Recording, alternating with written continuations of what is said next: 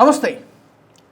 నేపాల్కు కొత్తగా వచ్చినటువంటి prime minister Balendra Shah భారత్కు వ్యతిరేకంగా మాట్లాడుతున్నాడు. మానస సరోవర యాత్రను అడ్డుకుంటా ఉంటున్నాడు. అలాగే మన భారత ఫారెన్ సెక్రటరీ కలవడానికి అపాయింట్మెంట్ అడిగితే నా స్థాయి వ్యక్తి కాదు అంటూ అవమానించేలాగా మాట్లాడుతూ ఉన్నాడు. ఈ స్టేట్మెంట్స్ లేదా ఈ వైఖరి ఎందుకు? అమెరికా చెప్పు చేతుల్లో లేదా సిఐఏ ఏజెంట్ లాగా బాలేంద్ర షా ఉన్నాడా? గతంలో ఉన్నటువంటి ప్రైమ్ మినిస్టర్ చైనాకు అనుకూలంగా వ్యవహరించేవాడు కేపీ శర్మ ఓలీ. మరి ఇప్పుడు బాలేంద్ర షా అమెరికా రిమోట్ కంట్రోల్లో ఉన్నాడా? Let's discuss. నాతో స్టూడియోలో ఉన్నారు రీసెర్చ్ జర్నలిస్ట్ ఆదిత్య కృష్ణ గారు.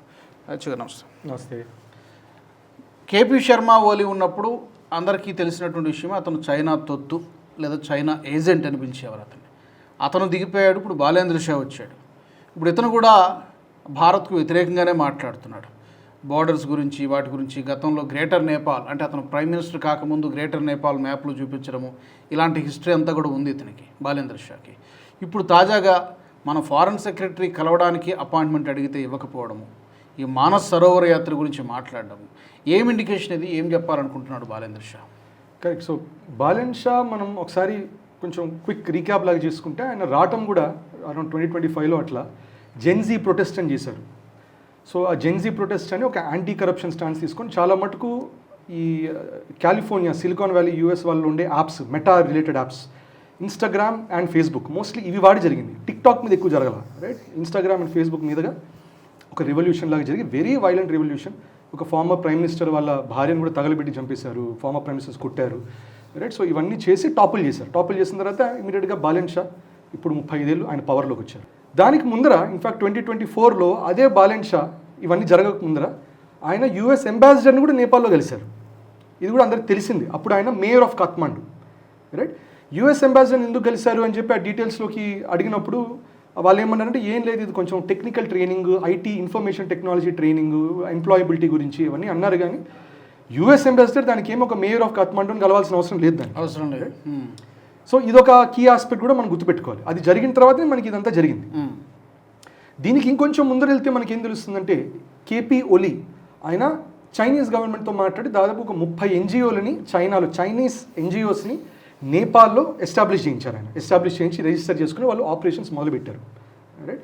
దాని ముందర కూడా షీ జిన్పింగ్ ఆయన 2018-2019లో కేపీ ఓలీతో రకరకాల ప్యాక్ట్స్ సైన్ చేయటాలు, డీల్ సైన్ చేయటాలు, ఇవన్నీ చేసి చాలా మటుకు యాంగిల్లో వెళ్తున్నారు, రైట్? సో దీంట్లో మనకి ఒక క్లియర్ కట్, మనం రివర్స్ క్రొనాలజీ చూసుకుని క్లియర్ కట్ కనబడుతుంది, రైట్? 2001 నుంచి మీరు గమనిస్తే 2001లో ఒక ఇన్సిడెంట్ జరిగింది. అప్పట్లో వాళ్ళ క్రౌన్ ప్రిన్స్ వెళ్ళి రాయల్ ఫ్యామిలీలో 9 మందిని కాల్చి చంపేసి అతనికి ఆయన సూసైడ్ చేసుకున్నాడని అంటారు. తర్వాత జ్ఞానేంద్ర షా అనే అతను మొనార్క్ అయ్యారు. సో దీంట్లో 2 థియరీస్ వచ్చాయి. ఇప్పుడు ఒకటి ఏమన్నారు, జ్ఞానేంద్ర షానే ఆయననే చేయించి, ఎందుకంటే ఆయన ఫ్యామిలీ అందరూ సేవ్ అయ్యారు, వాళ్ళ భార్య, వాళ్ళ పిల్లలు, వీళ్ళు సేవ్ అయ్యారు, కానీ మిగతా వాళ్ళందరూ చనిపోయారు. సో కొంతమంది ఆయన అన్నారు దట్ ఈయన చేశారు, ఇది చేయించారేమో, కొన్ని కాన్స్పిరసీస్ లాంటివి వచ్చాయి. But at the same time చాలామంది ఏమన్నారు, కాదు, కామ్యూనిస్ట్ వాళ్ళు, చైనీస్ ఫండెడ్ కామ్యూనిస్ట్ వాళ్ళు హిందూ మొనార్కీని దింపడానికి చేసిన ప్రయత్నం అది. అండ్ ఫైనల్గా ఐ థింక్ 2008లో మొనార్కీని కంప్లీట్గా దింపేసి వాళ్ళు డెమోక్రసీ యాంగిల్లో వెళ్ళారు. డెమోక్రసీ యాంగిల్లో వెళ్ళడమే కాకుండా వాళ్ళు సెక్యులర్ కాన్స్టిట్యూషన్ అన్నట్టు కూడా వాళ్ళు డిక్లేర్ చేయించుకున్నారు, రైట్? సో అది మనం చూడొచ్చు. అక్కడ 2001లో అక్కడ స్ట్రాంగ్ ఉన్న మొనార్కీ వాళ్ళు చనిపోవటం, 2008లో జ్ఞానేంద్ర షాని దింపేసి డెమోక్రసీ తీసుకురావటం, దాని తర్వాత కమ్యూనిస్ట్ బాగా స్ట్రెంథెన్ చేయటం, చైనీస్ లింక్ స్ట్రెంథెన్ చేయటం. తర్వాత మనం కూడా ఏం చేసాం, పిటోరా గారి నుంచి we started saying Lipulekh pass వాడి మనం కైలాష్ మానసరోవరం అని అనడం మొదలుపెట్టాం. అప్పుడే కేపీ శర్మ ఓలీ సడన్గా వచ్చి 1860లో అక్కడ సుగౌలీ ట్రీటీ అనేది, మేము బ్రిటిష్ వాళ్ళతో ఆంగ్లో నేపాల్ వాల్స్ తర్వాత మేము సుగౌలీ ట్రీటీ అనే దాంట్లో రాసాము, దాంట్లో లిపులేక్ మాదే అని ఒక క్లెయిమ్ అనేది వేశారు. ఇన్ఫ్యాక్ట్ చైనా కూడా ఏం చేస్తుందంటే, వాళ్ళకి ఇన్ వే దేవర్ సజెస్టింగ్ మీరు వెళ్ళండి, go forward in this direction. ఇప్పుడు చైనాకి బార్డర్ డిస్ప్యూట్లో ఏమంటుంది, 1960లో షిమ్లా అగ్రిమెంట్లో మెక్మాన్ లైన్ అనేది, అంటే షిమ్లా అగ్రిమెంట్ 1960లో డ్రా చేసినటువంటి మెక్మాన్ లైన్, అది మనం చెప్తుంటాం ఇది చైనా, ఇది ఇండియా అని చెప్తాం. వాళ్ళు ఏమంటారు, అది వర్తించదు, అది అప్పట్లో ఏదో బ్రిటిష్ వాళ్ళు, టిబెట్ మాకు సంబంధం లేదు అంటారు. కానీ అదే Sugauli treaty of 1816, 100 years before McMahon line, దాన్ని వాళ్ళు ఏమంటారు నేపాల్, అది మీరు చెప్పండి, మీరు భారత్కి చెప్పండి, అది చెప్పి ఇది మాది అని మీరు క్లెయిమ్ చేయండి అని వీళ్ళు పుష్. సో చైనీస్ విషయంలో వాళ్ళు ఒప్పుకోరు, కానీ భారత్ విషయం, నేపాల్ విషయంలో కాదు, అదే వాడండి అంటారు. అసలు దాంట్లో కూడా ఇష్యూ ఏంటి అని చూస్తే, యాక్చువల్గా 1814, 1815లో ఒక వార్ జరిగింది. ఇన్ఫాక్ట్ 1700s ముందరే మీరు చూస్తే నేపాల్ రకరకాల రాజ్యాలు, ప్రిన్స్లీ స్టేట్స్ లాగానే రకరకాలు ఉంటాయి. 1700 మిడ్స్లో నుంచి ఏమవుతుందంటే, అక్కడ పృథ్వీనారాయణ షా అని చెప్పి ఆయన ఒక గోర్ఖాస్ ఆయన వచ్చి కాఠ్మండు నుంచి చిన్న ఎక్స్పాన్షన్ మొదలుపెట్టి ఈ చిన్న చిన్న కింగ్డమ్స్ అన్ని బై వైలెన్సో బై ఫోర్సో బై పాలిటిక్సో అందరిని యునైట్ చేసి ఒక యునైటెడ్ నేపాల్ అని తయారు చేశారు. ఆయన బాగా అగ్రెసివ్ ఎక్స్పాన్షన్ వెళ్ళిపోయి 1800s కూడా ఆయనకి అమర్ సింగ్ థాపా అని చెప్పి ఆయన ద్వారా సో ఈ ఎక్స్పాన్షన్ వెళ్ళి నేపాల్ కొండలు దిగి మనకి ఉత్తరాఖండ్లో ఇవాళ ఉత్తరాఖండ్లో ఉండే కుమాऊन గఢ్వాల్ వీటన్నిటి మీద కూడా దాడులు చేసి కాంకర్ చేసే ప్రయత్నాలు చేశారు. చేసినప్పుడు అప్పుడు బ్రిటిష్ ఏమంది, అప్పటికల్లా బ్రిటిష్ ఆల్రెడీ ఉన్నారు. సో బ్రిటిష్ వాళ్ళు ఏమన్నారు, ఇదంతా మా టెరిటరీ, ఈస్ట్ ఇండియా కంపెనీ వాళ్ళు ఉన్నారు, ఇది మా టెరిటరీ అని చెప్పి అప్పుడు ఆంగ్లో నేపాల్ వార్స్ అనేది 1814-15 జరిగింది. బ్రిటిష్కి ప్రాబ్లం ఏంటి, కొండల మీద మౌంటైన్ వార్ఫేర్ చేయడం వాళ్ళ వల్ల కాదు. So they were not able to do. కానీ అతి కష్టం మీద వాళ్ళు రోడ్స్ కన్స్ట్రక్ట్ చేయించి అక్కడ క్యానన్స్ పెట్టి బాగా నేపాల్ ఆర్మీని బాగా ఇంపాక్ట్ చేస్తారు. సో 1860 పీస్ ట్రీటీ లాగా రాసుకొని 1860లో ఏమన్నారు, సుగౌలి ట్రీటీలో బార్డర్స్ గీసి ఈ బార్డర్ అటుపక్కన నేపాల్, ఇదంతా ఇండియా. ఆ ఇండియా అంటే essentially east India company British territory అని చెప్పారు. దాంట్లో మెయిన్ ఆర్గ్యుమెంట్ వచ్చింది ఏంటంటే అక్కడ కాళీ రివర్ అనేది ఒకటి ఉంటుంది, కాళీ నది అనేది ఒకటి ఉంది. సో వాళ్ళు ఏమన్నారు, కాళీ నదికి ఈస్ట్ అంతా నేపాల్, వెస్ట్ అంతా భారత్ అన్నట్టు అన్నారు, అంటే బ్రిటిష్ టెరిటరీ అన్నట్టు అన్నారు. కాళీ నదిని యాజ్ పర్ ద డాక్యుమెంట్ ఏమన్నారు, కాలాపానీలో ఆరిజినేట్ అయింది. కాలాపానీ అంటే నల్లటి నీరు, దాంట్లో ఆరిజినేట్ అయింది. అక్కడ నీళ్ళు కూడా వచ్చేటప్పుడు రాళ్ళ వల్ల కొంచెం నలుపు రంగులో ఉంటుంది. సో ఆ ధార నుంచి వచ్చేది, అందుకని కాళీ నది నలుపది. సో ఈ క్లెయిమ్, సో అటువైపు మీరు ఉండండి అని. సో 1819లో సడన్గా వాళ్ళకుండే ఆ దర్బార్ వాళ్ళు వెళ్ళి, బై ద వే మీరు కాళీ నది అన్నారు కదా, కాళీ నది లింపియు ధార అని చెప్పి అది ఇటువైపు కుఠీన విలేజ్ అని ఉంటుంది ఉత్తరాఖండ్లో, అక్కడ ఇంకొక దారి ఉంది. సో ఇక్కడ ఒక దారి వస్తున్నది కాలాపాని నుంచి, కానీ అక్కడ ఇంకో దారి వస్తుంది ఉత్తరాఖండ్ నుంచి. సో మీరు ఈస్ట్ అన్నారు కాబట్టి అటు నుంచి ఇదంతా మాదే అంటారు. సో దాంతో ఈ ట్రై జంక్షన్ డిస్ప్యూట్ 1819 నుంచి మొదలైంది. వేర్ ఎసెన్షియల్లీ లింపియు ధార అని ఉత్తరాఖండ్లో, కాలాపాని అనేది మళ్ళీ అది కూడా ఇనవే ఉత్తరాఖండ్లోనే. అట్ ద సేమ్ టైం ఈ లిపు లేక్ పాస్. సో ఈ ట్రై జంక్షన్ ఏముందో అప్పుడు అన్నారు. సో అప్పుడు బ్రిటిష్ వాళ్ళు ఏం లేదు, గమ్మున ఉండండి మీరు, అంత సీన్ లేదు, మీకు చెప్పాం కదా కాలాపాని కాళీ నది ఈ రెండు కనెక్టెడ్, అక్కడ నుంచి ఇది ఇగ్నోర్ చేయండి అన్నారు. సో డిస్కషన్ జరగాలి. ఇండిపెండెన్స్ 1947 వచ్చిన తర్వాత 1950s నుంచి మనం కూడా Kailash Yatra by land route Lipulekh pass మీద చేస్తున్నాం. లిపులేక్ పాస్ ఉంది, అట్లాగే సిక్కింలో నాతులా పాస్ ఉంది. ఈ పాస్లు ఎందుకు వాడుతున్నామంటే ఆ కొండ ప్రాంతాలు ఎట్లా ఉంటాయంటే ఒక్కొక్క పర్వతాలన్నీ కూడా 15,000 feet 16,000 feet అట్లా ఉంటుంది. సో వెళ్ళడం అక్కడ it's very difficult to climb. మధ్యలో ఏమవుతుంది, ఈ పర్వతాల మధ్యలో కొంచెం డిప్ అవుతుంది, డిప్ అయ్యి వ్యాలీస్ లాగా వస్తాయి. సో వ్యాలీస్ లాగా వచ్చిన చోట అటువంటి వ్యాలీ ఒకటి లిపులేక్ పాస్, అంటే వ్యాలీ అంటే కొంచెం తగ్గుతుంది, స్లోప్ లాగా వస్తుంది, తగ్గుతుంది, 10,000-12,000 feetలో ఉంటుంది. So relatively easy to pass. So అట్లా సిక్కింలో నాతులా పాస్, ఇక్కడ మనకి లిపులేక్ పాస్, అట్లాగే హిమాచల్లో కూడా మనకి షిప్కీలా పాస్ అని ఉంటుంది. సో అందుకని ఈ పాసెస్ చాలా ఇంపార్టెంట్. అది కట్ చేస్తే వేరే రూట్స్ లేవు, టిబెట్కి వెళ్ళడానికి, కైలాష్ మానసరోవర్కి వెళ్ళడానికి వేరే రూట్స్ లేవు. ఈ మూడే ఏంటి పరిస్థితి ఇప్పుడు, ఇతను అడ్డుకోగలిగే ఊరికి బెదిరింపు చేశాడా లేకపోతే అడ్డుకోవడానికి ఏమైనా? సో ఇప్పుడు ఈయన ఏం చేశారంటే కేపీ శర్మ ఓలి అప్పట్లో చైనా వాళ్ళు చెప్పినప్పుడు ఏం చేశాడో ఈయన ఇప్పుడు యూఎస్ వాళ్ళు ఆయనకి అదే చెప్పారు, ఒక యాంటీ ఇండియా స్టాన్స్ తీసుకో. ఇన్ఫాక్ట్ 2024 అంబాసిడర్తో మాట్లాడినప్పుడు కూడా వెనకాల గ్రేటర్ నేపాల్ మ్యాప్ ఒకటి ఉంటుంది ఆయన ఫోటోలో. ఆ గ్రేటర్ నేపాల్లో కూడా ఉత్తరాఖండ్ ఈ ప్రాంతం మొత్తం ఇంక్లూడ్ చేశారు. ప్రస్తుతానికి లిపులేక్ మన టెరిటరీలోనే ఉంది. ఇన్ఫాక్ట్ మన ఆర్మీ కూడా అక్కడ చేస్తుంటుంది. మన ఆర్మీ అక్కడికి వెళ్ళి వాళ్ళు పెట్రోలింగ్ చేస్తూనే ఉంటాడు. ఇతను ఏమంటాడు, మీరు పెట్రోలింగ్ ఆపేసి మాది అంటాడు. ఇన్ఫాక్ట్ ఏమైందంటే మొన్ననే అక్కడ తవాఘాట్ అని ఒక ఊర్లో అక్కడ రాజ్నాథ్ సింగ్ ఒక బ్రిడ్జ్ చేయించి మొత్తానికి రోడ్ కనెక్టివిటీ పెట్టించారు. సో ఇన్ఫాక్ట్ ఇనాగరేషన్ కూడా చేశారు. అది అయినప్పటి నుంచి ఇంకా వాళ్ళు అగ్రెసివ్ స్టాన్స్ తీసుకుంటున్నారు, అది మాదే అని, నేపాల్, రైట్. కానీ అది వాళ్ళ కంట్రోల్లో లేదు, లిపులేక్ ప్రస్తుతానికి కంట్రోల్లో ఉన్నది మన కంట్రోల్లోనే ఉంది. But they are saying do that. కానీ బాలెన్ షా చేసేది వేరు కూడా చూడాలి. ఇదొకటి చేస్తున్నాడు. రెండోది ఏం చేస్తున్నాడు, చైనాది బెల్ట్ రోడ్ ఇనిషియేటివ్ అని ఒకటి నడుస్తున్నది, నేపాల్ మీదుగా సెంట్రల్ ఏషియాకి వెళ్తున్నది. అది కూడా కొన్ని ప్రాజెక్ట్స్ ఆపిచ్చేస్తున్నాడు, ఒక ఇండస్ట్రియల్ పార్క్ అని ఆపిచ్చేశాడు, రైట్. అట్లాగే ఎన్జిఓస్ 30 NGOs మీద కూడా ఆయన కొంచెం సర్వేలెన్స్ అనేది పెంచాడు. ఇంకోటి యూఎస్ మిలిటరీ బేస్ ఒకటి నేపాల్లో ఎస్టాబ్లిష్ చేస్తున్నాడు ఆయన, రైట్. సో ఇవన్నీ కూడా మనం హోలిస్టిక్గా చూడాలి. మన is not just doing against India. ఇంకోటి మనకు తెలిసిందే, బార్డర్స్ దగ్గర ఓపెన్ బార్డర్ ఉంటుంది. ఇన్ఫాక్ట్ మనకి నేపాల్కి అగ్రిమెంట్ ఉంది దట్ ఓపెన్ బార్డర్ ఉంచండి, ఫ్రీ ట్రేడ్ లాగా, లెట్ ఇట్ మూవ్ అలాంగ్ అని. దాని మీద కూడా మనకు తెలిసిందే, మనం చాలా బ్రూటల్గా అక్కడ ఆపేసేసి 100 రూపాయల సరుకుల మీద కూడా ట్యాక్స్లు వేసి ఇవన్నీ చేసి సోషల్ మీడియాలో చాలా వైరల్ అయింది అది. కరెక్ట్. సో ఇన్ అవే ఏంటంటే we can very clearly say that some లెవెల్లో కొంచెం యూఎస్ ఇన్వాల్వ్మెంట్ ఉంది. యూఎస్ ఏం చేస్తున్నారంటే కమ్యూనిస్ట్ వాళ్ళు చైనీస్ సపోర్ట్తో హిందూ మోనార్కీని దింపేసిన తర్వాత యూఎస్ వాళ్ళు ఈ జెన్జీ అనే పేరుతో వీళ్ళని కమ్యూనిస్ట్ పవర్ నుంచి దింపేసేసి వాళ్ళ మిలిటరీ బేస్ ఎస్టాబ్లిష్ చేయించి లిపులేక్ ద్వారా ఇండియాని కొంచెం చెక్లో పెట్టడం, అట్లాగే బెల్ట్ రోడ్ ఇనిషియేటివ్ని ఆపిచ్చి చైనాని చెక్లో పెట్టడం, ఇవన్నీ బలెన్ షాని వాడుతుంది. సో దాంట్లో బలెన్ షా కూడా అన్నాడు అది. ఇన్ఫాక్ట్ బలెన్ షా ప్రైమ్ మినిస్టర్ అయిన వెంటనే మన ప్రధానమంత్రి మోదీజీ ఆయనకి కంగ్రాచులేషన్స్ చెప్పి ఆయన ఇన్వైట్ కూడా చేశారు, మీరు భారత్కి రండి ఇన్వైట్ చేశారు. ఇనీషియల్గా ఓకే గుడ్ అని చెప్పారు, తర్వాత వాళ్ళు ఎందుకు సడన్గా మానేశారు, రామని చెప్పారు. ఇప్పుడు విక్రమ్ మిస్త్రీజీ అక్కడికి వెళ్ళాలి, ఇవాళ వెళ్ళాలి, May 11th మనం ఈ పాడ్కాస్ట్ చేస్తున్నది, ఇవాళ వెళ్ళాల్సింది పోస్ట్ పోన్ అయింది, అనదర్ డేట్ అన్నారు. ఎందుకు ఇప్పుడు ఆయన వెళ్ళాల్సిన అవసరం కూడా ఎందుకు ఉందంటే మనకి కైలాష్ యాత్ర డిపులేక్ మీద మొదలయ్యేది మనకి జూలై నుంచి మొదలవుతుంది, రైట్. సో మీకు కొంచెం June ending, June July August అనుకోండి, అప్పుడు మనకి యాక్చువల్లీ యాత్ర మొదలవుతుంది. అందుకని మే జూన్లో ఏమైనా డిఫరెన్సెస్ ఇమీడియట్గా సార్ట్అవుట్ చేసుకోవాలి, డిప్లొమాటిక్గా సార్ట్అవుట్ చేసుకోవాలి. దానికి అఫ్కోర్స్ మీరు అన్నట్టే ఆయన నా స్థాయిలో ఉన్న వాళ్ళు రావాలన్నారు ఆయన. మరి ఆయన స్థాయిలో ఉన్న వాళ్ళంటే మన దేశంలో ర్యాపర్స్ ఎవరెవరు ఉన్నారు చూడాలేమో, రోల్ రీడా ఉన్నారా, హనీ సింగ్ ఉన్నారా, బాద్షా ఉన్నారా, వీళ్ళందరినీ చూసుకొని వాళ్ళందరినీ మేబీ మనం పంపించాలేమో. మరి ఆయన స్థాయిలో ఉన్న వాళ్ళు ఎవరు నాకు ఇది తెలియదు. అది చాలా ఓవర్ కాన్ఫిడెంట్ స్టేట్మెంట్ లాగానే కనబడుతుంది. ఇప్పుడు నేపాల్ దేశం ఎంత, దానికి ఉన్న కెపాసిటీ ఏంటి, మనం ఎలా కౌంటర్ చేయొచ్చు? లైక్ అంటే ఇప్పుడు మన దగ్గర నుంచి అక్కడికి వెళ్ళేటువంటి ఎక్స్పోర్ట్స్ కానివ్వండి, ఇప్పుడు పాకిస్తాన్ని ఏ విధంగా అయితే మనము గ్రిప్లో పెట్టుకున్నాము, ఇండస్ వాటర్ ట్రీటీని అబియన్స్లో పెట్టడం ద్వారా ఈ మధ్యన అక్కడ ఒక షాపూర్ కండి బ్యారేజ్ కూడా నిర్మాణం పూర్తయిపోయింది. అది కట్టడం వల్ల వాళ్ళకి వెళ్ళే సర్ప్లస్ వాటర్ ఆగిపోతుంది. లైక్ దట్ నేపాల్ని కూడా మనం ఏం చేయొచ్చు? నేపాల్ నిజం చెప్పాలంటే వాళ్ళ ట్రేడ్ దాదాపుగా మొత్తం మన ద్వారానే, వాళ్ళ ఆయిల్ 100% మన ద్వారానే. తెలుసు కదా, ఇవన్నీ తెలుసు కూడా ఎందుకు మాట్లాడుతుంది? తెలుసు కూడా వాళ్ళకి, ఎందుకంటే ఇంకొక ఫ్యాక్ట్ తెలుసు, 2 ఫ్యాక్ట్స్ తెలుసు. ఫస్ట్ ఒక ఫ్యాక్ట్ ఏం తెలుసు అంటే వాళ్ళకి భారత్ ఆపేసి చైనా నుంచి తెచ్చుకుంటాం ఆప్షన్ ఉంది, చైనా నుంచి తెచ్చుకునే ఆప్షన్ ఉంది. మీరు ఇంత ఈ లెవెల్లో రాదు కానీ బట్ స్టిల్ చైనాని ఏదో ఒకటి చేస్తాం, అదొక బార్గెనింగ్. రెండోది ఒక పాయింట్ ఏంటంటే భారత్ డైరెక్ట్గా ట్రేడ్ ఆపదు, వాళ్ళని స్టార్వ్ చేయం వాళ్ళని. అంటే ఇప్పుడు యూఎస్ రకరకాల దేశాన్ని శాంక్షన్స్ పెట్టి స్టార్వ్ చేసి, లేకపోతే World War II తర్వాత జర్మనీని శాంక్షన్స్ చేసి స్టార్వ్ చేసి మనుషుల్లో ఫెమైన్ వచ్చేటట్టు చేయదు. ఎందుకు చేయమంటే మనకి నేపాల్ భారత్ సివిలైజేషనల్లీ ఒకటే, మనం civilisation we're the same thing. వాళ్ళకి మ్యాక్సిమం టూరిస్టులు వెళ్ళినా పిలిగ్రిమేజెస్ వెళ్ళినా మన నుంచి వెళ్తున్నాం. We can say Hindu country, it is a Hindu nation, civilisationally it is Hindu.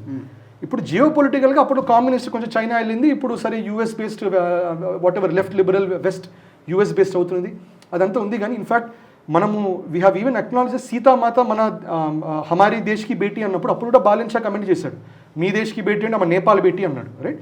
So ఇక్కడ ఏం చేస్తున్నారు, బాలెన్ షా అయినా యూఎస్ అయినా సివిలైజేషనల్గా ఫస్ట్ బ్రేక్ చేయాలి. సో ఆ ప్రయత్నంలో వాళ్ళు ఉంటారు. సో ఇప్పుడు మనం ట్రేడ్ కట్ చేయటము, వాళ్ళ ప్రజలకి ఇబ్బంది కలిగేటటువంటి పనులు చేస్తే న్యాచురల్గా వాళ్ళకి ఏమొస్తుంది, ఇండియన్స్ మనకి అగేన్స్ట్ అనే ఫీలింగ్ వచ్చేస్తుంది, వ్యతిరేకత వచ్చేస్తుంది, రైట్. సో ఈ పొలిటికల్ ఇష్యూస్ రీజనల్ విషయాల కోసం మనం సివిలైజేషనల్గా బ్రేక్ చేయకూడదు. ఇన్ఫ్యాక్ట్ మణిపూర్లో కుకీస్ మీటర్స్ మధ్య కూడా అదే చేస్తున్నారు, సివిలైజేషన్గా బ్రేక్ చేస్తున్నారు. దట్ ఈ కొండ ప్రాంతాల్లో ఉండి కుకీ చిన్జో మాకును మీకు సంబంధం లేదు అని ఎస్టాబ్లిష్ చేసే ప్రయత్నాలు వాళ్ళు చేస్తున్నారు. స్టెప్ 1 దానికి కన్వర్జన్స్, క్రిస్టియన్స్గా మారుస్తారు, మార్చి మీరు హిందూస్ అండ్ క్రిస్టియన్స్ అంటారు.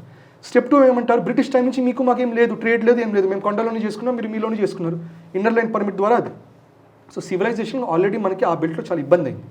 పాకిస్తాన్లో కూడా నిజం చెప్పాలంటే ముస్లిమ్స్ ఉన్న తర్వాత కూడా కొంచెం సివిలైజేషన్ కంటిన్యూ అయ్యింది. ఇండిపెండెన్స్ తర్వాత ఆయూబ్ ఖాన్, వీళ్ళు జియా ఉల్ హక్ వీళ్ళందరూ వచ్చి బాగా అగ్రెసివ్గా వాళ్ళు ఇండాక్ట్రినేట్ చేసి సివిలైజేషన్ కంటిన్యూటీ చాలా మటుకు బ్రేక్ చేశారు పాకిస్తాన్. అందుకని పాకిస్తాన్లో ఇట్లాంటివి చేస్తే ప్రస్తుతానికి మనకి డ్యామేజ్ అయ్యేది అంత లేదు సివిలైజేషనల్ వైస్. కానీ నేపాల్తో ఇంకా ఉంది, still we go to Pashupatinath Mandir and all. In fact Gen Z revolt జరిగేటప్పుడు పశుపతినాథ్ మందిర్ని వదలలేదు వాళ్ళు, దాన్ని కూడా టార్గెట్ చేశారు, రైట్. సో జెన్జీ ప్రొటెస్ట్ అనేది సివిలైజేషన్ యాంగిల్లో జరగల, జియో పొలిటికల్ ఇంజనీరింగ్ లాగా జరిగింది అక్కడ. సో అందుకని మనం ఏం చేయాలి, డిప్లొమాటిక్గా డీల్ చేయాలి. అందుకని మనం కూడా చాలా సెన్సిబుల్ స్టేట్మెంట్ ఇచ్చాం, we're willing to do any kind of diplomatic resolution for Lipulekh అని చెప్పి మనం అన్నాం. సో మనం ఏం సివిలైజేషన్గా చేయకూడదు కూడా మనం. సో డిప్లొమాటిక్ గానే జరగాలి. ఇంకోటి ఏం చేయాలి, అక్కడ మనం అక్కడ ఉండేటటువంటి సొసైటీలో సోషల్ ఇంజనీరింగ్ చేయాలి. ఇది రా ద్వారా చేస్తామా, సివిల్ సొసైటీ ద్వారా చేస్తామా, ఎన్జిఓస్ ద్వారా చేస్తామా, అది వేరే విషయం. అది కానీ ఆ ఇంజనీరింగ్ ఎట్లా చేయాలి? ఇప్పుడు అక్కడ ప్రజలు ఏమనుకుంటారు, హిందూ మొనార్కీలో ఉన్నప్పుడు వాళ్ళు ఏమనుకున్నారు, దట్ కమ్యూనిస్ట్ వాళ్ళు బయటపడేసి సెక్యులర్గా చేసి మన ఆస్థ, మనకు ఉండేటటువంటి నమ్మకాలు, మనకుండే శ్రద్ధని ఇవన్నీ ఛాలెంజ్ చేస్తున్నారు. So they were all against KP ఓలీ శర్మ, రైట్. ఇప్పుడు ఇతను వచ్చిన తర్వాత బాలెన్ షా వచ్చినప్పుడు ఒక ఆలోచన ఏమొచ్చింది, ఆహా ఎంతైనా మంచితో కామ్యూనిస్ట్ని దింపేశారు కదా, అమ్మయ్య అనుకున్నారు. ఇప్పుడు వాళ్ళకి తెలియదు ఏంటంటే ఒక మాన్స్టర్ని పక్కన పెట్టేసి ఒక డ్రాగన్ని పట్టుకొస్తున్నారు, which is a much more bigger problem, which is US. అది రావడం వల్ల ఇంకా ర్యాపిడ్ కన్వర్జన్స్ ఇవన్నీ జరుగుతాయి అక్కడ. సో అక్కడ ఒక రియలైజేషన్ రావాలి, that this guy is not our guy, right. So this guy is working for US అనేటువంటి ఆలోచన చిన్నగా రావాలి. ఆల్రెడీ కొన్ని వాయిసెస్ వస్తున్నాయి, తిరిగి మళ్ళీ మొనార్కీని పెట్టుకుందాం, వీళ్ళకంటే జ్ఞానేంద్ర షానే బెటర్, ఇప్పుడు మళ్ళీ వాయిసెస్ మొదలవుతున్నాయి. నిజానికి బిఫోర్ ఎలక్షన్ కూడా ఈ చర్చ జరిగింది, రాచరికమే ముద్దు, ఈ డెమోక్రసీ నేపాల్కి సెట్ కాదని సంగతి. బట్ యుఎస్ వెనకాల ఉంది కాబట్టి అక్కడ ఎన్నికలు జరిపించి ఇతన్ని అక్కడ ఇంప్లాంట్ చేశారు. సో డెమోక్రసీ సెట్ అవ్వదని అనకపోవడం కూడా బేసికలీ మొనార్కీ దింపుడు. ఇప్పుడు యూకే స్టిల్ మొనార్కీ, వాళ్ళు తెలుగుకి ఏం చేస్తారు, మొత్తం డెమోక్రసీ మీరు చేసుకుంటారు కానీ ఎప్పటికైనా వీటో పవర్ వాళ్ళ దగ్గర ఉంది. సో యూరోపియన్ రాయల్ ఫ్యామిలీస్ అని చూడండి, కంట్రీస్, ఆ కంట్రీ మొత్తం ల్యాండ్ మొత్తం వాళ్ళది, మెజారిటీ మ్యాక్సిమం వాళ్ళ దగ్గర ఉంటుంది, మొత్తం వాళ్ళే కంట్రోల్ చేస్తారు. వాళ్ళు ఏం చేస్తారో కూడా మనకు తెలియదు, వాళ్ళ బిజినెస్ డీలింగ్స్ కూడా మనకు తెలియదు. మనం Elon Musk is the richest అనుకుంటాం, కానీ యూరోప్లో ఉండేటటువంటి ఫ్యామిలీస్, రాయల్ ఫ్యామిలీస్, వాళ్ళకున్న ఆస్తులు మామూలు ఆస్తులు కాదు, కానీ వాళ్ళు ఏం చేస్తారు, ఇవన్నీ బ్యాక్ స్టెప్ లాగా పెట్టుకొని పబ్లిక్ ఇమేజ్లో లేకుండా సైలెంట్గా డీలింగ్. ఇంకా ఉన్నారు, డచ్ రాయల్ ఫ్యామిలీ ఉంది, ఫ్రెంచ్ రాయల్ ఫ్యామిలీ ఉంది, ఎక్కడున్నారు వాళ్ళందరూ, మనకేం లైమ్ లైట్లో తెలియదు ఏం చేస్తున్నారు, రైట్? సో డెమోక్రసీని ఇల్యూషన్తో నడుపుతారు. సో నేపాల్లో కూడా మొనార్కీ కెన్ ఎగ్జిస్ట్. ఇప్పుడు థాయిలాండ్లో మొనార్కీ ఎగ్జిస్ట్, కానీ ప్రస్తుతానికి ఆయన కొంచెం ఐ థింక్ యూఎస్తో కొంచెం చేతులు కలిపి ఉన్నాడు కాబట్టి by and large things are fine for him. అక్కడ కూడా కానీ యాంటీ మొనార్కీ సెంటిమెంట్స్ వస్తున్నాయి. So end of the day Bharat ఏం చేయాలంటే డిప్లొమాటిక్గానే చేయాలి. ఇంకోటి సోషల్గా మనం సివిలైజేషనల్ కంటిన్యూటీ బ్రేక్ చేయకుండా స్ట్రెంథెన్ చేసుకొని, ఇన్ఫాక్ట్ మన గోర్ఖా రెజిమెంట్లో కూడా we are still open for Nepalis చాలామంది భారత్లో వర్క్ చేస్తుంటారు. వీళ్ళ ద్వారా మనం కమ్యూనిటీ బిల్డింగ్ చేసి వాళ్ళకి అవేర్నెస్ ఇవ్వాలి. కేపీ శర్మ ఓలీ మీకు ఎంత అగేన్స్ట్గా ఉన్నాడో బలేన్ షా కూడా మీకు అంతే అగేన్స్ట్ ఉంటారు. ఆ రియలైజేషన్లోకి రావాలి అనేది పెట్టాలి, అది ఎస్టాబ్లిష్ చేయగలగాలి నేపాల్ సొసైటీలో. అది because it is a fact, ఇదేం ప్రొపగండా కాదు, it is a fact. US military base పెట్టడం, చైనీస్ రిలేటెడ్ ఇన్వెస్ట్మెంట్స్ అన్ని ఛాలెంజ్ చేయడం, బీఆర్ఐకి అగేన్స్ట్గా వెళ్ళడం, భారత్కి అగేన్స్ట్గా లిపులేక్ మీద కమెంట్ చేయడం, సీతామాత మీద అది కొంచెం ప్రొవోకేటివ్ స్టేట్మెంట్స్ చేయడం. సో ఇవన్నీ కూడా మీరు చూస్తే క్లియర్గా ఒకళ్ళే గెలుస్తున్నారు ఇక్కడ, విచ్ ఇస్ యుఎస్. భారత్ ఓడిపోతున్నది, చైనాను ఓడిపోతుంది. అందుకని మనం పొలిటికల్ యాంగిల్లో చేసేది వాళ్ళు చేస్తారు, సివిలైజేషన్ యాంగిల్గా ప్రజలు మనం ఇన్వాల్వ్ అయ్యి మనం చేసేటటువంటి ఇంజనీరింగ్ మనం చేయాలి. అక్కడ మిలిటరీ బేస్ పెట్టడం ద్వారా, అమెరికా మిలిటరీ బేస్ పెడితే మనకి ఎంతవరకు థ్రెట్ ఉంటుంది? మనకంటే చైనాకి ఇంకా పెద్ద థ్రెట్, ఎందుకంటే మనకి డైరెక్ట్ హెడ్ ఆన్ కొలిజన్ యూఎస్తో లేదు, చాలా మటుకు కోవర్ట్గా జరుగుతుంది. సిఐఏ ఎసెట్లు వాళ్ళు పంపిస్తారు, వాళ్ళని బ్యాలెన్స్ చేయడానికి మనం పెడతాము, ఐబీఏ చేసే పని వాళ్ళు చేస్తారు. But when it comes to China అట్లా కాదు, ఫుల్ ఆన్లో ఉంది, ట్రేడ్ వార్స్ జరుగుతున్నాయి. వాళ్ళు డైరెక్ట్గా ఇరాన్లో China and US are at loggerheads, right? వెనిజువెల్లాలో China and US are at loggerheads, Greenland విషయంలో they are at loggerheads. So direct threat is for China. మనకేంటంటే ఫ్యూచర్ థ్రెట్, అది future threat, correct. So US అదే భావిస్తుంది, immediate threat is China, రేపటి threat వాళ్ళకి Bharat. So దానికోసం already grounds వాళ్ళు prepare చేసుకుంటారు. సో బంగ్లాదేశ్ ఆల్రెడీ వాళ్ళు సక్సెస్ఫుల్గా యూఎస్ గ్రిప్లోకి వెళ్ళింది, అట్లాగే వాళ్ళు ఇప్పుడు నేపాల్ కూడా సక్సెస్ఫుల్గా ఇప్పుడు యూఎస్ గ్రిప్లో వెళ్ళింది. సో అన్ఫార్చునేట్గా మనం ఈ విషయంలో ఏమి చేయలేకపోయాం, బంగ్లాదేశ్ విషయమైనా లేకపోతే నేపాల్ విషయమైనా. మనం చేయగలిగేది సివిలైజేషన్గా నీట్గా మెయింటైన్ చేయి, people to people relationship maintain చేయి. టైం వచ్చినప్పుడు పొలిటికల్గా మిలిటరీగా అది టైం వచ్చినప్పుడు మనం చేయాలి. ప్రస్తుతానికి లిపులేక్ మన కంట్రోల్లోనే ఉంది. జూలై ఆగస్ట్ జరిగేటటువంటి కైలాష్ యాత్రకి ఎటువంటి ఇబ్బంది లేకుండా జరగాలంటే మే జూన్లోనే ఫుల్ స్పీడ్లో చేయాలి. సో ఇప్పుడు మనం చూడొచ్చు, ఇప్పుడు మనం చేస్తున్న పాడ్కాస్ట్ ముందు ఈ టాపిక్ మీద జూలై లోపల ఇంకా చాలా డెవలప్మెంట్స్ అనేవి జరుగుతాయి. మహమ్మద్ యూనస్ దిగిపోయిన తర్వాత కూడా ఇప్పటికీ స్టిల్ డూ యూ థింక్ అంటే అమెరికా కంట్రోల్లోనే బంగ్లాదేశ్ ఉందని అనుకోవచ్చు? 100%. ఇన్ఫాక్ట్ మహమ్మద్ యూనస్ దిగిపోవడమే కాదు, నీట్గా ఫ్లైట్ ఎక్కి మళ్ళీ యూఎస్ వెళ్ళిపోయారు ఆయన. మనం ఎవరు చూడకుండానే ఇంకా ఇప్పుడు మనం అనుకుంటే, ఇప్పుడు మనం అడిగితే మిమ్మల్ని మహమ్మద్ యూనస్ ఇంకా బంగ్లాదేశ్ ఉన్నారనుకుంటారు, లేదా నీట్గా యూఎస్లో ఉన్నారు ఆయన, రైట్? అక్కడున్న ప్రభుత్వం అయినా అక్కడున్న సిస్టమ్ అయినా as of now it is still going to be US. అంతెందుకు వెస్ట్ బెంగాల్లో కూడా చాలా మటుకు సిఐఏ బెస్ట్ యాక్టివిటీస్ జరుగుతూనే ఉన్నాయి. అందుకనే ఈ మణిపూర్లో జరిగినటువంటి ఈ మాథ్యూ వ్యాన్ డైక్ అక్కడ బార్డర్ దాటి ట్రైనింగ్ ఇచ్చి మిలిటెంట్కి ఇన్సర్జెన్స్కి ట్రైనింగ్ ఇచ్చి అతన్ని పట్టుకున్న ఎయిర్పోర్ట్లో కోల్కతా ఎయిర్పోర్ట్లో పట్టుకున్నారు, right? And in fact Donald Trump కూడా మనకి ఇది elections 4 states and 1 union territory election జరిగినప్పుడు మోదీజీని కంగ్రాచులేట్ చేసింది, అస్సాం కంగ్రాచులేట్ చేయాలి, పుదుచ్చేరి కంగ్రాచులేట్ చేయాలి, లేకపోతే సక్సెస్ఫుల్ కంప్లీషన్ ఆఫ్ ఎలక్షన్స్ అన్నా we congratulate you for West Bengal elections అన్నారు. అంటే యూఎస్ రెడార్లో వెస్ట్ బెంగాల్ కూడా ఉంది. వెస్ట్ బెంగాల్ ఉందంటే ఎందుకు? Because of Bangladesh, right? And because of the porous borders, right? So ఇది మనం డెఫినెట్గా ఇది మనం గమనించాలి. అండ్ బంగ్లాదేశ్లో జరిగేటటువంటి చాలా మటుకు మూవ్మెంట్స్ యాక్టివిటీస్ కూడా డైరెక్ట్గా యూఎస్ కంట్రోల్లోనే ఉంటుంది. యూఎస్ కంట్రోల్లో ఉండటం వల్లనే ఐఎస్ఐ ద్వారా బంగ్లాదేశ్లో చాలా ఆపరేషన్స్ అనేవి జరుగుతున్నాయి. ఎగ్జాక్ట్లీ. గతంలో ఎలాగైతే మొహమ్మద్ మొయిజ్కి ఏ విధంగా అయితే ముందు ఇలాగే మాట్లాడాడు, మాల్దీవ్స్ తర్వాత కాలబేరానికి వచ్చాడు, ఇక్కడ ఇండియా పర్యటన కూడా వచ్చాడు. ఇప్పుడు అలాగే ఈ బాలన్ షా కూడా కొద్ది రోజుల తర్వాత దారిలోకి వస్తాడేమో చూడాలి. మొహమ్మద్ ముయిజ్కి ఏంటంటే ఆయన election campaign was go back Bharat, no to Bharat, కాబట్టి అది కొంచెం చేశాడు. సరే కొంచెం మాడు మీద 2 దెబ్బలు పడిన తర్వాత అప్పుడు సరే కొంచెం లైన్లోకి వచ్చాడు, తత్వం బోధపడిన తర్వాత అది అందుకు డిప్లొమాటిక్గా చేసాం. సో బాలన్స్ అది కూడా చూద్దాం. ఐ థింక్ త్వరలో మనం ఒక ర్యాపర్ని పంపించి ఆయనతో డిస్కషన్స్ పెట్టించాలేమో. ఇంకా we have to wait and see. దారిలోకి వస్తాడు, మేబీ కాస్త టైం పట్టొచ్చు. కానీ thank you very much Aditya garu. మరి నేపాల్ ప్రధాని బాలన్ షా మాట్లాడుతున్నటువంటి మాటలు, చేస్తున్నటువంటి ఓవర్ యాక్షన్, అమెరికా అండ చూసుకునే రెచ్చిపోతున్నట్టుగా కనబడుతుంది. కానీ ఇలాంటి వాళ్ళని ఏ విధంగా హ్యాండిల్ చేయాలో భారత ప్రభుత్వానికి, ప్రధాని మోదీకి తెలుసు. ఇలాంటి వాళ్ళని ఎంతోమంది చూస్తున్నారు కాబట్టి మరి ఈ అంశానికి సంబంధించి మీ అభిప్రాయాలను, మీ ఫీడ్బ్యాక్ని తప్పకుండా మీరు కామెంట్ సెక్షన్లో తెలియచేయండి. మరొక ఇంట్రెస్టింగ్ టాపిక్తో మళ్ళీ నేను మీ ముందుకు వస్తాను. జై హింద్. ఈ వీడియో మీకు నచ్చినట్టయితే లైక్ చేయండి, 10 మందికి షేర్ చేయండి. అలాగే కామెంట్ల రూపంలో మీ అభిప్రాయాలను మాతో పంచుకోండి. Nationalist hub group of channels ను సబ్స్క్రైబ్ చేసుకుని తెలుగునాట జాతీయవాద జర్నలిజాన్ని ప్రోత్సహించండి. ఈ వీడియో కింద ఉన్న బెల్ ఐకాన్ పై క్లిక్ చేయడం మర్చిపోవద్దు.